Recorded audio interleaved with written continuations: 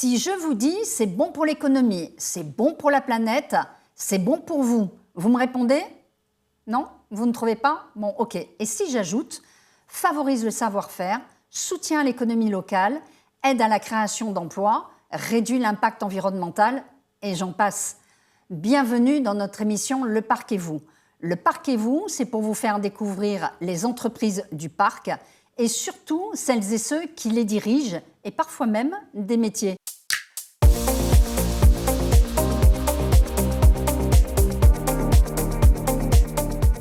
Bonjour Célina, donc la réponse c'est Made in France Box. Made in France Box. Donc tu es la fondatrice de ce concept qui est numéro 1 quand même, faut le dire, du cadeau 100% français.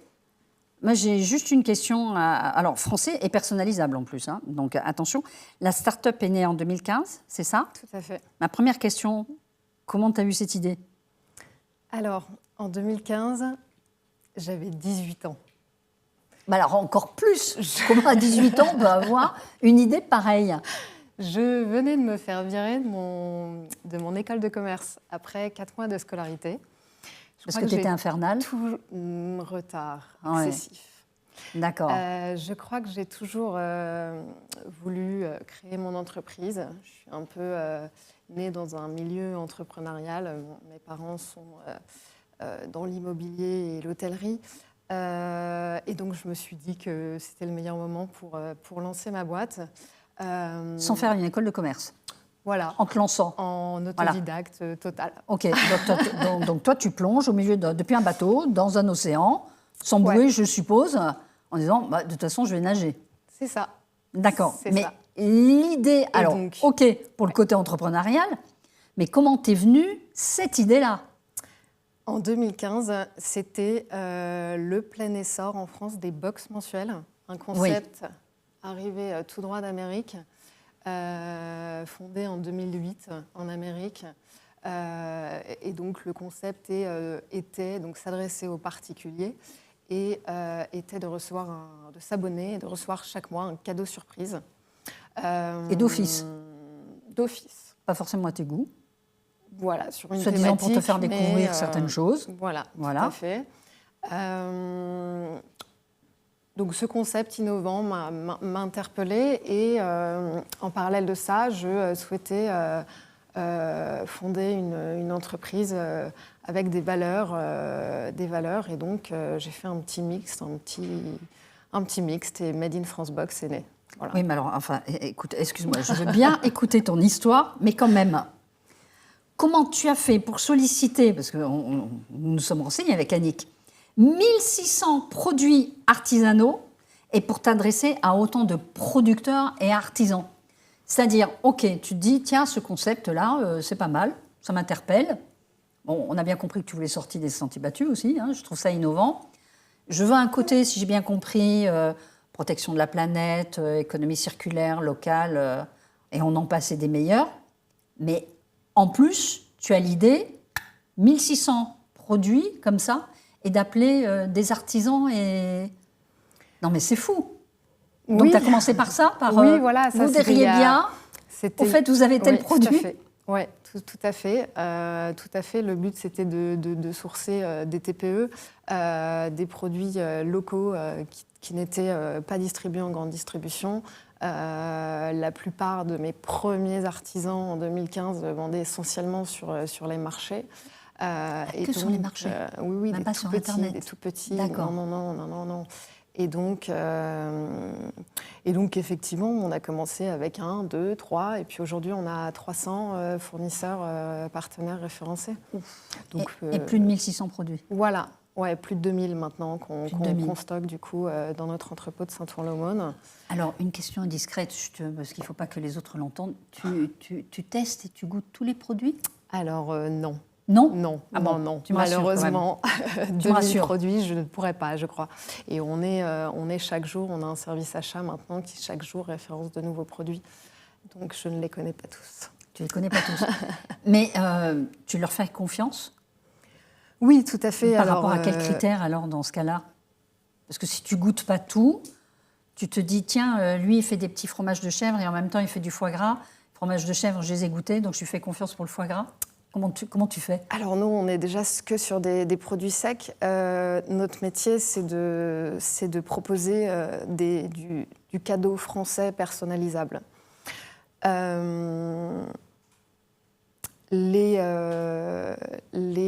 que, attends, alors je t'interromps, oui. Parce que j'ai mille et une questions tellement que ça m'intrigue. Tu es en train de me dire que tu n'as pas une box, par exemple, cette box-là, c'est moi qui l'ai constituée toute seule, tu n'as pas une box type, on va dire ça comme ça? On a aujourd'hui une centaine de box thématiques qui répondent à toutes les occasions d'offrir un cadeau, tous les budgets, toutes les exigences et restrictions alimentaires ou religieuses. Et il est aussi possible de composer soi-même sa box et d'y ajouter tous les produits du catalogue. On est d'ailleurs, alors 80% de l'offre est alimentaire, mais on a aussi des cosmétiques français, des bijoux de créateurs et quelques articles mode et maison. Waouh. Alors, autre question, parce que curiosité oblige. Tu as commencé comment pour atterrir numéro 1? T'as commencé alors, ne me dis pas que tu as commencé dans ta cuisine, toute seule, ou dans ton salon, ou dans ta chambre. Parce qu'on aurait du mal à te croire, à 18 ans. Écoute, si tu démarres toute seule dans un garage. Je pourrais sortir une photo. J'avais mon appartement à Paris, mais plus d'école de commerce. Donc, j'ai transformé, mais j'avais effectivement des murs de box qui m'entouraient. Et on a commencé comme ça, avec des stagiaires qui venaient dans mon appartement travailler. Donc, c'est pas une blague. Tu as vraiment commencé chez toi. Donc, oui, en fait, tu avais encore un endroit pour dormir, toi, entre les box et les produits? Oui. Tu arrives encore à dormir chez toi? C'était juste. C'était juste. Dans 30 mètres carrés, c'était juste. Dans 30 mètres carrés, tu as démarré comme ça, toute seule, avec des stagiaires qui ont bien voulu croire en ton histoire et croire en toi. Comment tu peux expliquer qu'aujourd'hui, ça fonctionne avec, comme tu le dis, ces deux tendances, la box, la liste des box thématiques que tu as, et le fait que ça soit personnalisable? Parce que ça correspond vraiment à une volonté aujourd'hui du public d'avoir quelque chose de plus local, de plus artisanal, de plus, j'allais dire, de plus sain quelque part, et de se dire, oui, je soutiens plus les artisans locaux que telle entreprise qui a pignon sur rue et qui fait ça de façon industrielle et à la chaîne. Oui. Aujourd'hui, on a 70% de nos clients sont des entreprises et effectivement, elles sont clientes parce qu'elles ont de plus en plus besoin d'acheter responsable et made in France. Donc, on a maintenant des gammes de box cadeaux répondant aussi à leurs enjeux. Du cadeau de naissance, du cadeau de mariage, du cadeau d'incentive commercial. On a ce genre de choses. On a développé aussi depuis 1 an une offre d'objets personnalisables. On a internalisé l'expertise de personnaliser sur du textile et du mug. Voilà, il faut effectivement... Alors, justement, je suis une entreprise, politique RSE oblige. Je t'appelle et je te dis, tiens, parce que c'est l'approche bientôt d'un grand événement qui s'appelle Noël, j'ai des cadeaux à faire à mes salariés, puis j'ai des cadeaux aussi à faire à mes fournisseurs, à mes prestataires, mais aussi à mes clients.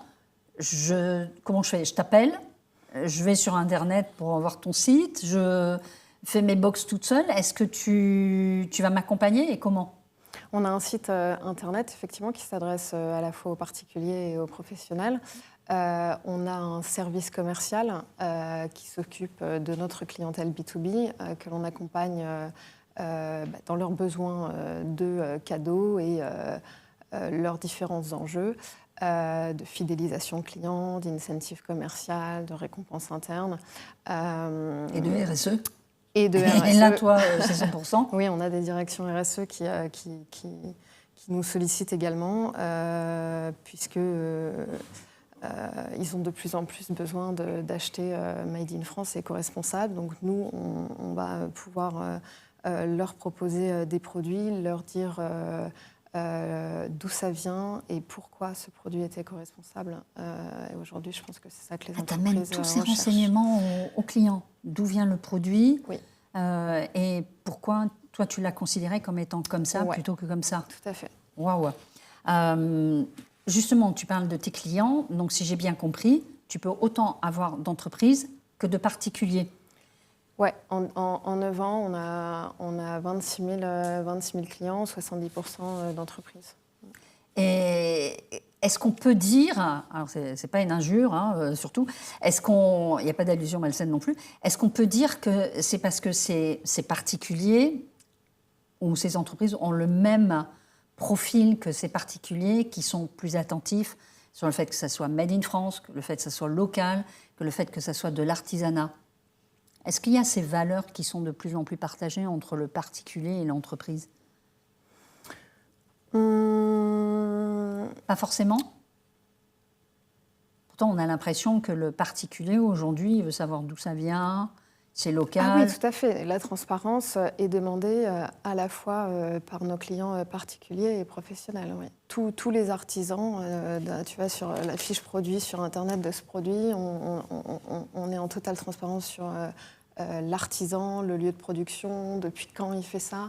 À chaque fois que tu vas recevoir une box, il y a une petite fiche, oui, on l'a vu, c'est le photographe qui les a enlevées, les petites fiches, en ouvrant des box pour les mettre en valeur. Où on indique notamment le nombre de salariés de la structure. 90% aujourd'hui de nos fournisseurs sont des TPE. Voilà, et donc, on a cette volonté en fait, d'être transparent et de dire pourquoi nous référençons ces produits et pas d'autres. Et le particulier, finalement, c'est aussi des personnes qui sont sensibles à ce genre de choses, d'éléments, oui, savoir qu'ils soutiennent quelque part un artisan. Oui, c'est très certainement. Oui. Je suis une entreprise, alors je vais prendre un autre cas parce qu'on m'a posé la question. Je suis une entreprise, j'ai envie de développer une politique RSE et j'ai envie de commencer par toi. En disant, bah, tiens, j'ai appris que sur le parc, Made in France Box, je vais commencer par Selena, par appeler Selena et puis lui demander comment je peux faire, parce que tu es quand même un exemple. Certes, tu avais 18 ans, certes, tu as commencé chez toi, certes, tu as été viré de l'école de commerce, mais néanmoins, tu as monté cette start-up au départ. J'ai envie de te suivre et envie d'être influencée par ton exemple. Tu aurais quel conseil à donner ? Et ne dis pas que tu as fait tout ça comme ça. C'est pas possible. Le coup de baguette magique, là, personne n'y croira. Écoute, je crois que j'ai une vision qui m'anime, une volonté de bien faire les choses, d'aller très loin. Et pour toi et pour les autres, en plus. Oui. Ouais. Je crois que j'arrive aussi à transmettre ma vision si lointaine à mes collaborateurs qui me suivent depuis quelques années, pour la plupart. Ouais. Donc tu partagerais ces mêmes valeurs qui t'ont animé pour pouvoir monter cette start-up ? Oui. Ouais. Quels sont les plus de Made in France Box ? Alors tu vas me dire, bah, écoute, je viens de te dire plein de choses, je viens de te raconter tout mon cursus, quelque part, mon histoire. Mais tu as des concurrents ? Beaucoup. Nous sommes allés les regarder avec Annick. Je ne sais pas si c'est de l'imitation, du copier-coller, etc. Mais il y a quand même des choses qui sont assez attractives de prime abord. Et puis finalement, quand on rentre dans le vif du sujet, c'est pas si local. C'est pas forcément de l'artisan. Enfin, on ne soutient pas forcément un artisan. Il n'y a pas beaucoup de transparence sur l'origine des ingrédients des produits non plus. Donc, mais au-delà de tout ça, toi, qu'est-ce qui fait ta différence ? Qu'est-ce qui fait que moi, je vais t'appeler plutôt que justement de solliciter tes concurrents ? Quel est ton plus, ta valeur ajoutée ? Alors aujourd'hui, notre force, je dirais que c'est la logistique. La logistique, après l'avoir fait dans mon appartement, on l'a sous-traité. Ça s'est très mal passé. Beaucoup de concurrents externalisent cette logistique, sauf que la logistique alimentaire ne s'invente pas. Oui. Aujourd'hui, nous avons développé un outil qui permet de tracer la DLC des produits, de garantir à nos clients une DLC de minimum d'un mois, d'ailleurs, à livraison par défaut. Donc c'est toi qui assures ta propre logistique? Oui, tout à fait. On a 2000 mètres carrés. On D'accord. a une capacité de préparation de Excuse-moi, 1000 de 30, box. t'es passé à 2000 mètres carrés? Oui. Bah oui. Oui. En 9 ans, quand Oui, même. ah oui, en 9 ans. Oui. Ah oui, tu me diras, bah oui, petit à petit, 32 000. Oui, d'accord. Et tu assures ta propre logistique? Oui, oui. Et ça, je crois que c'est notre force. Et au-delà de ça, notre expertise, puisque ça fait quand même 9 ans maintenant qu'on accompagne les entreprises dans leurs différents enjeux. Et on a développé des outils leur permettant de gagner du temps. Pour une DRH, aujourd'hui, c'est compliqué de passer une commande d'un cadeau parce qu'elle a une collaboratrice qui vient d'avoir un enfant. Et aujourd'hui, on propose un outil qui permet d'automatiser les envois de cadeaux en se connectant à l'infrastructure interne de l'entreprise et pouvoir imaginer des scénarios et de déclencher le cadeau. Ça marche aussi sur du welcome pack. Dès que la RH saisit un nouveau salarié, le cadeau welcome pack est envoyé. Voilà, ça marche sur le cadeau retraite. On va aussi Donc en plus d'avoir conçu tout ça, tu as automatisé certaines parties, tu as mis en place un logiciel pour automatiser tous ces faire gagner du pour temps faciliter à nos clients, entreprises. Et demain, qu'est-ce que tu vas créer? Demain, on va... Alors, je ne le savais pas. Hein. C'était une plaisanterie à la base. Pas de scoop qui puisse te mettre en porte-à-faux. Non, je peux le dire. Mais... demain, puisque c'est d'ici 2 mois, donc je peux le dire, on va pouvoir proposer des plateformes en marque blanche d'incentives et de récompenses internes. Nous avons aujourd'hui des directions commerciales qui, chaque trimestre, pareil, se cassent la tête à savoir qui doivent incentiver leur équipe, leurs commerciaux. Qu'est-ce que je peux faire? Comment je peux le faire? Voilà. Et donc, on va pouvoir leur mettre à dispo une plateforme clé en main avec un catalogue cadeau qu'ils ont au préalable validé. Et des goodies, des produits personnalisés qu'ils ont au préalable fait fabriquer que nous stockons. D'accord. Ouais, et je dirais après-demain? Non, je plaisante. Après-demain, écoute, si c'est une boîte à idées. Tu vas me prendre pour une extraterrestre, donc je te le dirai demain. Tu me diras demain. Alors justement, une question beaucoup plus personnelle. Tu es une boîte à idées, tu manques pas d'idées, hein, voilà, hop, ça s'enchaîne.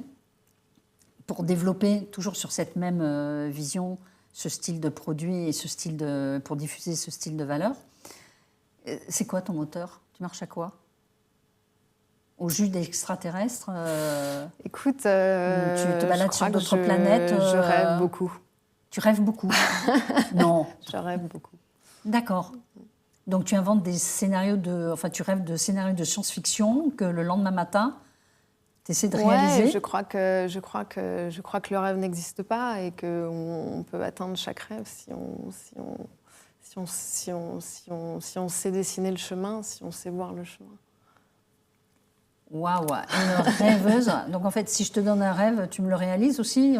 Tu pourrais aller jusque-là? J'essaierai de le réaliser, oui. Je pense donc que tout est possible. C'est ça qui te fait avancer? Je crois que c'est mon moteur. Ouais. C'est ton moteur, les rêves. Waouh, alors c'est la première fois que j'entends ça. Ça laisse un peu dubitatif, tu vois, ça me déstabilise un peu. Donc, mais tu programmes tes rêves, c'est pas possible pour se dire, tiens, je vais mettre en place une plateforme, tiens, je vais faire tel produit, tiens...